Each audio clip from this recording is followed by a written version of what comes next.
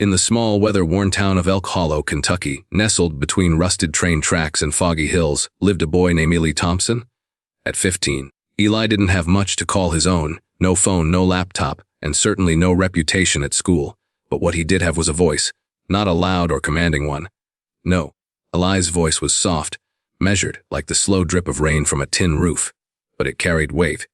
If anyone ever stopped long enough to listen, they'd feel something they couldn't explain. He lived with his grandfather, a retired coal miner named Walter, in a small wooden house that creaked when the wind blew too hard.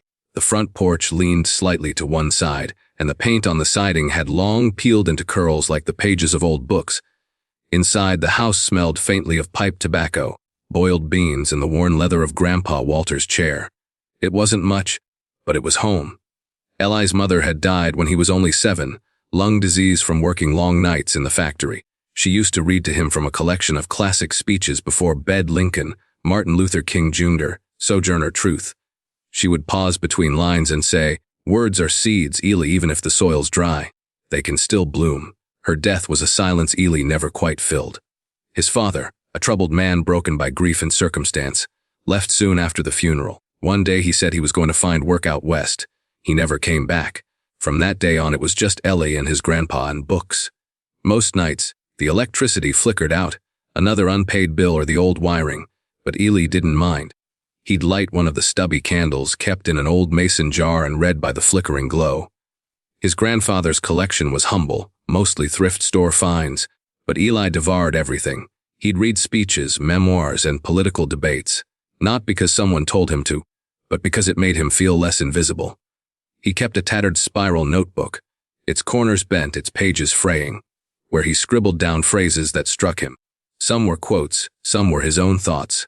Pages were filled with imaginary arguments, passionate rebuttals, and raw ideas that felt too big for his small town. In his notebook, Lee was someone else, someone who could command a room and silence it with a single sentence. At school, Eli faded into the background. He wore hand-me-down jeans and plain shirts that never quite fit right. He sat in the back of every classroom, shoulders hunched, eyes alert but quiet. Most teachers didn't call on him, most students didn't speak to him. Not out of cruelty, just indifference. The world didn't expect much from Eli Thompson. But Eli noticed everything. He watched how people listened, who they admired, who they mocked. He watched the kids on the debate team, dressed in clean blazers and polished shoes, throwing around terms like anecdotal fallacy and rhetorical concession, like chess pieces. They laughed loudly in the hallways, walked with confidence, and wore the kind of assurance that only came from private tutors and summer debate camps. Eli wanted nothing more than to be one of them. He tried once, last semester, to sign up for the debate team. He filled out the form, trembling hands and all, and walked to the advisor's office. But when he got there, he saw the advisor talking with a group of returning team members, bright, articulate kids from well-off families. Eli stood in the doorway for a moment, holding his paper, until the advisor glanced up with a practiced smile and said, "Tryouts are pretty competitive this year, Eli. Maybe join the drama club first. Build your confidence." Eli didn't respond. He just nodded and walked away. He folded the paper into a small square and tucked it into the back of his notebook. But he didn't stop writing speeches. He wrote in the early mornings, before the school bus came. He wrote on weekends, when Grandpa Walter dozed off with the radio on. He wrote late at night, with candle wax dripping into a chipped saucer. His words weren't fancy. They didn't cite philosophers or economic theories, but they were honest, they were his. One entry in his notebook read, "If no one sees me, I'll write so loudly they'll have to." Eli didn't think he had anything special. He didn't have a platform or a polished voice. But somewhere deep down, in the part of him that remembered his mother's eyes and his grandfather's quiet resilience, he believed this. Sometimes it isn't the loudest voice that leads the room. Sometimes it's the one that means every single word. And that quiet belief, tucked between pages and silence, was about to be tested in a way he never imagined. At Edison High, the debate team wasn't just an extracurricular. It was a status symbol. Led by the well-dressed, no-nonsense Mr. Hollings, a former Ivy League debater turned English teacher, the team was known for its national wins in aggressive, precision-style arguing. Mr. Hollings ran the team like a courtroom: discipline, speed, sharp diction, No room for mediocrity and definitely no space for underdogs. To even be considered, a student had to be in honors English or AP government, maintain a 3.8 GPA, and preferably have at least one summer debate camp under their belt. Most members had parents who were lawyers, professors, or business executives. They came to school in tailored jackets, carried leather-bound folders, and quoted Supreme Court cases in the lunchroom. Eli watched them from afar. They didn't just speak, they dominated. Every lunch period, they gathered in the media room, practicing mock debates. The words flew fast and sharp. To Eli, it sounded like music, complex, fierce, intelligent. He stood outside the glass-paneled door more than once, silently mouthing counterpoints, as if training his tongue to move faster than it knew how. One Thursday afternoon, after weeks of hesitation, Eli printed out a one-page letter and placed it into an envelope. It wasn't fancy, just a plain white page with clean handwriting. In it, he shared why he wanted to join, not because he thought he was great, but because he wanted to learn. He mentioned his passion for public speaking, his dedication to writing speeches, and his dream of finding his voice. He left it in Mr. Holling's mailbox and walked away. By the next day, everyone knew.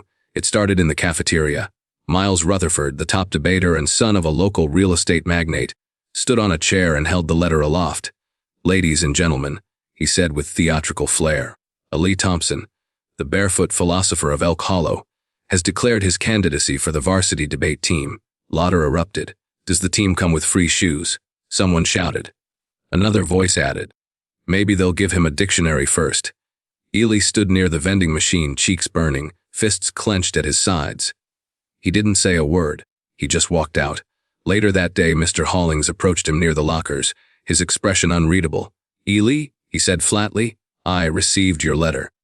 But I'm afraid we don't have open slots right now. The team is full." Lee nodded.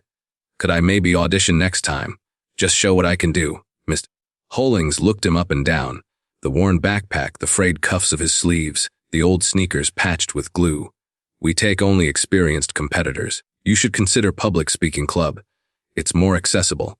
And that was it. No trial, no room for effort. Just a polite dismissal dressed in elitism. That night, Eli walked home in silence. The sky above was orange and gray, the kind of color that signals both ending and beginning. But Eli didn't feel anything beginning. Not that night. When he walked through the front door, the screen slapping shut behind him, his grandfather looked up from the radio. "You all right, son?" Eli set down his bag, the weight of it heavier than usual. "I tried something," he said quietly. "Didn't work." Walter took off his reading glasses.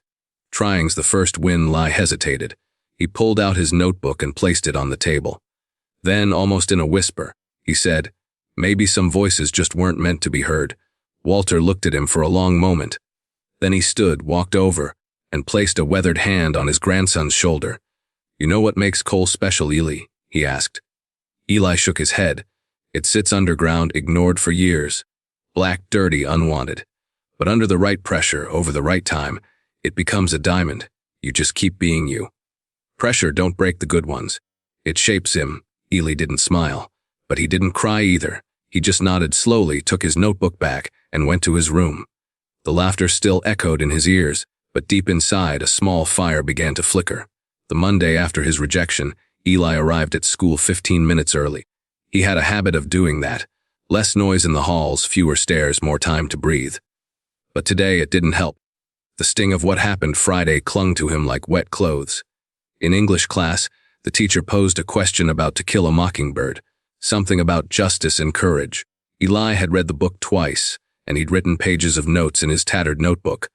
For a moment, he forgot the laughter and raised his hand.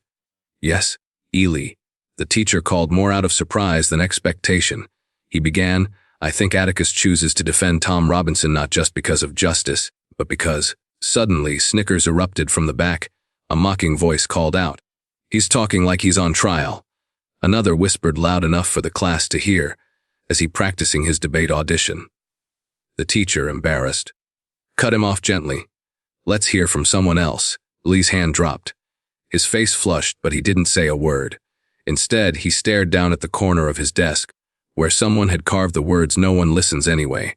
Later that day, as he passed by the media room, the glass door was slightly ajar inside. The debate team was in session. He lingered for just a second, long enough to hear Miles imitating his voice. Debate isn't about fancy words, he drawled in an exaggerated, slow Southern accent. It's about speaking from the heart. Lauder. Even Mr. Hollings gave a small chuckle before silencing them with a tap on his clipboard. Eli didn't wait to hear more. He kept walking. The sounds followed him like shadows. At lunch, he sat at a side table near the vending machines. He unwrapped a sandwich his grandfather had put together. Just 2 slices of bread with a thin smear of peanut butter, wrapped in wax paper. He didn't have lunch money this week. His grandfather had tried to smile as he handed it to him that morning, saying, "Food's not fancy." But it sticks to the ribs. Lee flipped open his notebook. It was filled with quotes from speeches, scratched ideas, and rough outlines of arguments he'd written late into the night. But today even the pages felt distant, like stories from a person he used to be. He tried to write, but the words wouldn't come that Friday. The school held an assembly in the auditorium. A guest speaker from a local university had come to talk about leadership and finding one's voice. Eli perked up. The man on stage, a former dropout-turned author, spoke passionately about resilience and rising after failure. Then came the Q&A. The microphone passed through students asking generic questions. What college did you go to? How much money do you make now? The usual fare. And then, somehow Ali raised his hand. It wasn't intentional. It just happened, like an instinct. Something inside him still wanted to speak. A student aide brought him the mic. For a second, everything was quiet. He stood slowly, heart pounding. "I'm Ali." I wanted to ask, how do you keep believing in your voice when? A loud coughing sound came from the front rows, dramatic and drawn out. Lauder. Someone muttered. Here comes another speech. A few more chuckles followed. The aide, confused, took the mic back before Ali could finish. The speaker on stage gave an awkward smile, trying to recover. Well, belief comes from failure, young man, he said, gesturing generally in Ali's direction. Even if people don't always want to hear you at first. The moment passed. The next question came. The audience moved on. Eli stood for a few seconds longer than he should have before quietly sitting down. He didn't look around. He didn't need to. He could feel it. The eyes. The smirks, the dismissal. When the assembly ended, he walked out alone. No one spoke to him, no one met his eyes. But that night, after finishing his chores, Eli returned to his notebook. He picked up a pen and wrote on the first blank page, "They laughed again today. But I didn't crumble. Not yet." And beneath that, in bold letters, "One day they'll stop laughing and start listening." He closed the notebook slowly, holding it like something sacred. The world hadn't heard him yet, but he had spoken, even if only to himself. The following Monday, Eli sat in the back of the library during lunch, tracing the corner of a worn-out book with his finger. His appetite had withered with his confidence, and his thoughts churned with the weight of every silent humiliation. That's when Ms. Alvarez, the school's soft-spoken English teacher, noticed him. She had always been observant, never the loudest in the room, but the kind who saw beyond grades and popularity. She walked over, sat across from him without asking, and gently tapped the book he was pretending to read. "You like Baldwin?" she asked, glancing at the title. Eli shrugged. "I guess." His words feel heavy, but clear, like he means every syllable. She smiled. "That's exactly why I teach him." There was a pause, warm and comfortable. Then she added, "I heard what happened during the assembly." Eli stiffened. She continued, "It wasn't fair. But you asked the best question of the day. And I don't think anyone has ever told you this, but your words matter, Eli. Even if they don't always echo yet." Eli looked up slowly. Something in her voice wasn't just kind, it was certain. "Come see me after school," she said as she stood up. "I want to show you something." That afternoon, Eli stepped into room 212, Miss Alvarez's classroom. The walls were lined with old literary posters, Maya Angelou, Audre Lorde, Lincoln King. At the back, a locked cabinet stood half open. Inside were stacks of VHS tapes, DVDs, printed speeches, and dusty binders. "This was my debate collection," she said. "Back when I coached, before they reassigned me." Eli raised his eyebrows.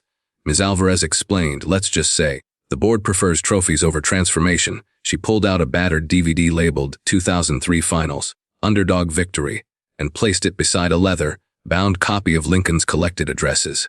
"You can borrow anything. Come in after school, before school, during lunch, whenever the doors open. You don't need permission." Ali blinked, unsure if he was dreaming. "And one more thing," she said as she turned back to her desk. "There's a school-wide speech showcase in 3 weeks. Not part of the debate team, no selections, no auditions. Open to any student with something to say. He hesitated. I don't think I'm ready. Ms. Alvarez smiled. Then don't speak for them. Speak for yourself. Even once is enough. That evening, Ely returned to room 212 after everyone had gone home. The school hallways were dim, the janitor's vacuum buzzing faintly in the distance. He stood alone at the front of the classroom, holding a printout of a speech he admired. His voice trembled as he read aloud. We hold these truths to be self-evident. His voice cracked. He paused. Then again, we hold these truths, and something shifted. Not his tone, not his volume, but his belief. The next day he returned, and the next, sometimes reading others' speeches, sometimes writing his own. He began recording himself on Ms. Alvarez's old camcorder, watching the footage, cringing. Learning his words were still simple, still unpolished, but they were real. Ms. Alvarez never corrected his grammar or style. She just listened. Sometimes she nodded. Sometimes she cried. After a week, she handed him a small card. On it, handwritten, was a single sentence. Truth doesn't need a stage. It only needs someone brave enough to speak it. Ely slipped it into his notebook, right next to his oldest quote. One day, they'll stop laughing and start listening. The air turned colder in the weeks leading up to the showcase, and the trees around the school shed their leaves in gold and red. Each day after classes, Ely returned to room 212, notebook in hand, working on what would become the speech of his life. He didn't start with big words, he started with feelings, with memories, with truth. I was never meant to speak. His first draft began, not because I couldn't, but because no one ever waited long enough to listen. Then he crossed it out. He wrote longhand, always in pencil, erasing entire pages. He filled the margins with phrases he wasn't ready to say out loud yet. I remember Mom's hands. The train that shakes my window every night. I am not a mistake in the back row. At night, in the creaky hallway mirror outside his room, Ely stood barefoot on the wooden floor and practiced his delivery. Sometimes his voice broke. Sometimes he whispered too softly to hear. Sometimes he spoke with power that surprised even himself. His grandfather, sitting by the kitchen radio with his coffee, never said a word. But every night, when Ely finished practicing, his grandfather would tap twice on the table. That was his quiet way of saying, I heard you. On the Friday before the showcase, Ely signed his name on the sign-up sheet posted outside the principal's office. He wrote, Ely Thompson, in careful block letters, straight and clear. There were 17 names before his, all familiar, all polished, all from the school's top performing students. The last name on the list, his, looked like an afterthought, but it stayed there. By Monday, the whispers had started. Who's Ely Thompson? Isn't he the kid who eats alone? Did you hear he's going to speak? What? Is he going to recite a grocery list? Some of the debate team members chuckled in the hallway. Miles, the wealthy senior who had mocked him months ago, sneered as he passed by. Careful, everyone. The janitor's apprentice is about to drop wisdom. Ely kept his head down. But that night he added a new line to his speech. People laugh until they understand the story behind the silence. Ms. Alvarez noticed the noise surrounding Ely but never mentioned it. Instead, she gave him a small folded paper the day before the showcase. Inside it said, don't speak to impress them. Speak to free yourself. The real victory is saying what was once unspeakable. Ely carried those words in his pocket the entire day. The night before the showcase, a storm passed through the town. Wind rattled the window frames of Ely's house. He sat at the edge of his bed, holding his tattered notebook. His grandfather walked in quietly and placed something on the nightstand, a folded tie. Faded but clean. It was your father's, he said. He used to wear it on big days. Ely stared at it for a moment. He didn't always get things right. His grandfather added, but when he spoke at your mom's funeral, he wore that tie. And that's the last time I heard a Thompson speak from the heart in front of a crowd. Ely's hands trembled slightly as he touched the cloth. He didn't say thank you. He just nodded and his grandfather understood. Later that night, Ely whispered his speech one last time to the empty room. He paused at the parts that scared him, at the lines that felt too honest. He crossed nothing out.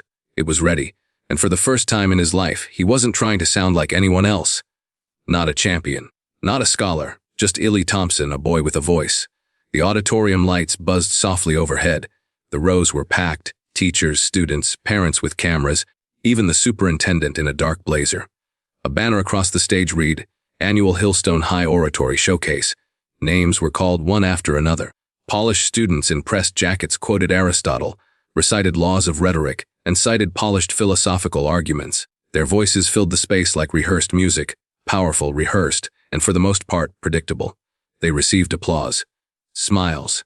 Some even drew standing ovations. Backstage, Eli sat alone on a folding chair, fingers curled around his speech. His shoes, held together by strips of black tape, tapped quietly against the wooden floor.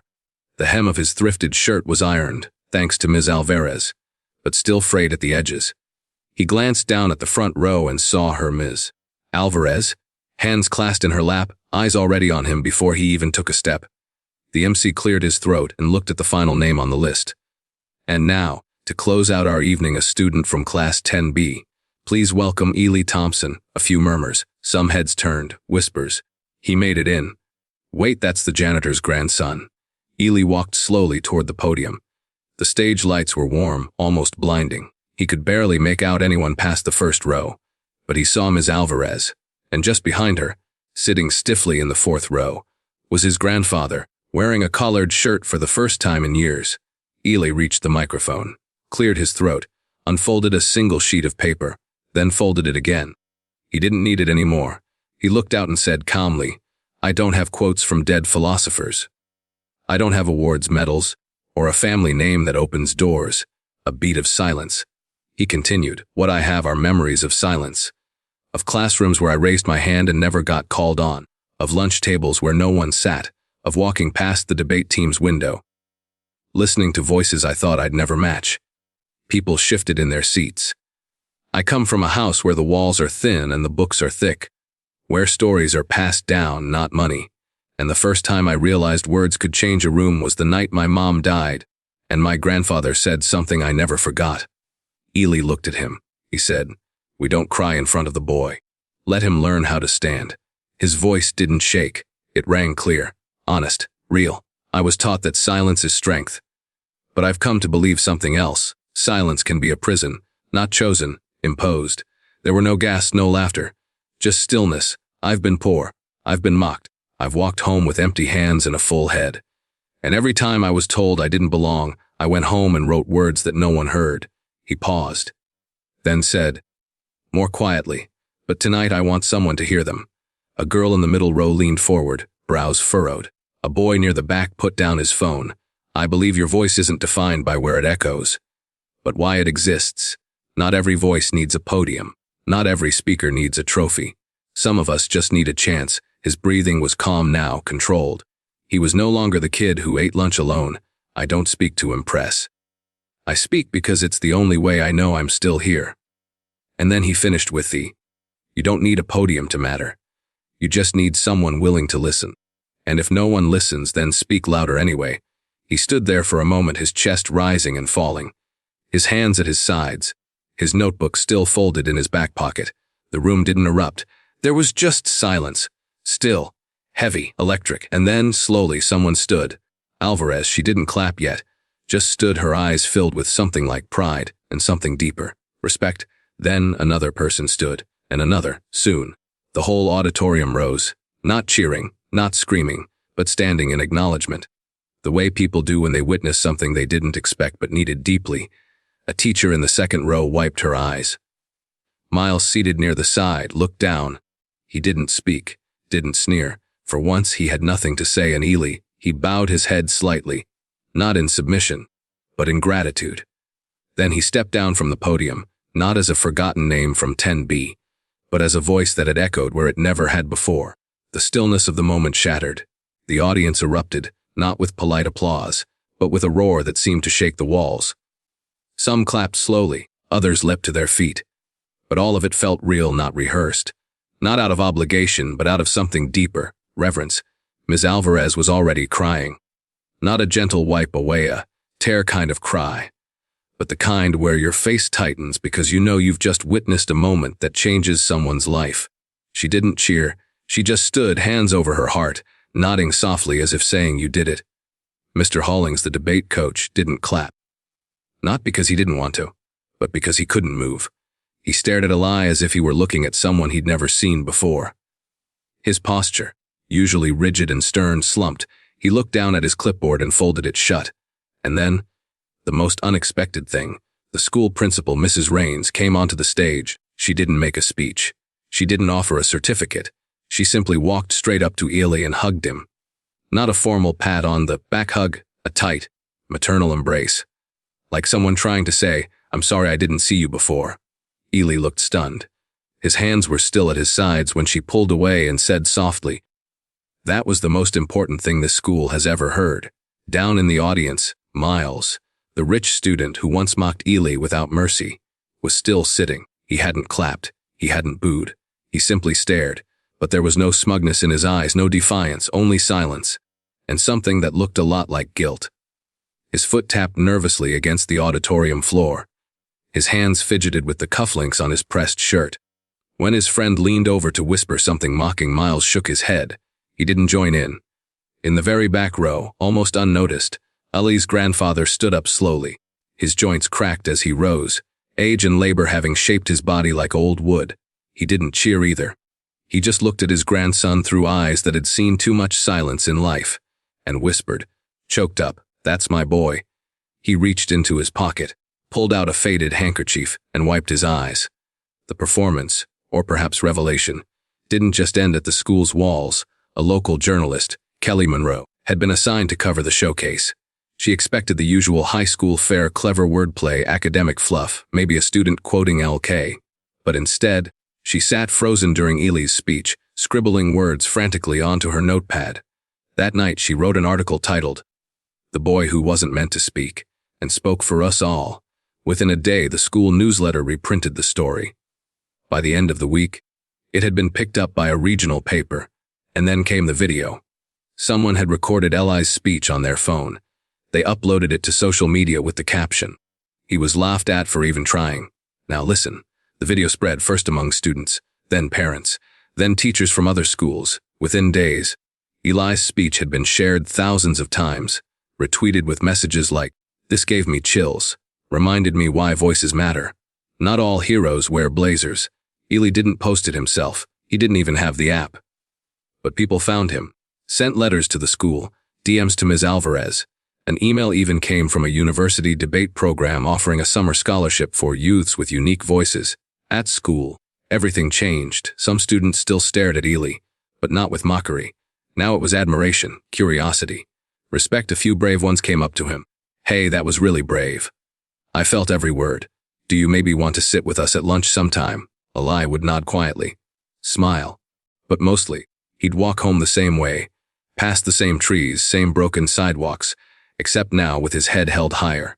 The world hadn't become a paradise. Not overnight, but his voice had been heard, and more importantly, it was finally being remembered.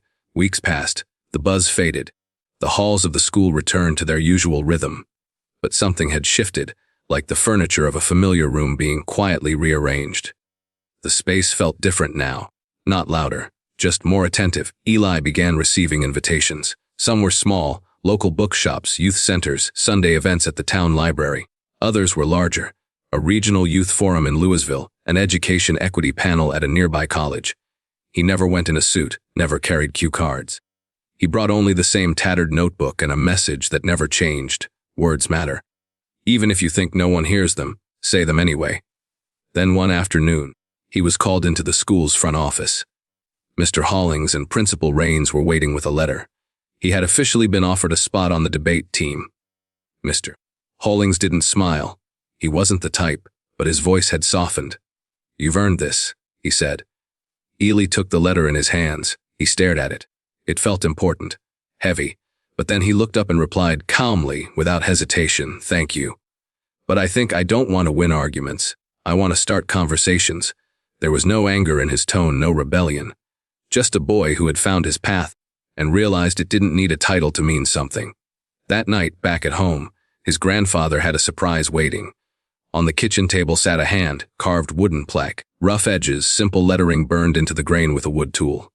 It read, "Silence me once, hear me forever." Ely ran his fingers across the words. His grandfather smiled, thought it might be something worth remembering. Ely didn't cry. Not this time. He just nodded, that same quiet smile on his face, and whispered, "It is." Months passed. The video of his speech still lingered online, shared every so often by teachers, students, or strangers who had stumbled across it late at night. One day, a local radio host asked him to come in for a brief segment. It was a quiet studio, just 2 microphones and the soft hum of equipment. At the end of the interview, the host asked him, "What do you think changed everything for you? Was it that one speech?" Ely didn't answer right away. He looked out the small window of the studio, watching a bird land on a telephone wire. Then he said, "It wasn't the speech. It was one teacher. One person who believed I was worth hearing. That's all it takes. One person. One moment. That's enough to change the noise."